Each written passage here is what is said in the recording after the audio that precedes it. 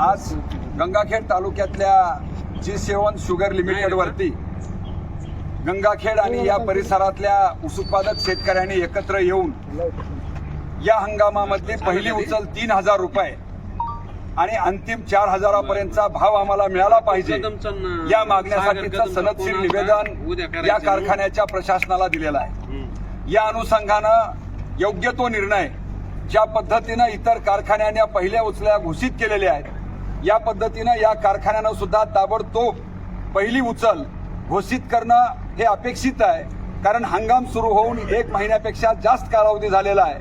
नियमाप्रमाणे पहिलं बिल अदा करणं हे सुद्धा गरजेचं असताना अद्याप झालेलं नाही आहे। तेव्हा आम्ही विनंती करतोय की आपण ताबडतोब पहिली उचल 3,000ची घोषणा करून पहिलं बिल अदा करावं, अन्यथा 15 तारखेला संबंध या कारखान्यांच्या विरोधामधलं रस्ता रोको आंदोलन मोठ्या प्रमाणामध्ये गंगाखेड या ठिकाणी आयोजित करण्यात आलेलं आहे। तरी या परिसरातल्या हजारो शेतकऱ्यांनी या आंदोलनामध्ये सहभागी होण्याचं आव्हान या ठिकाणी आम्ही सगळी शेतकरी एकजूट आपणास करत आहे। शेतकरी एकजुटीचा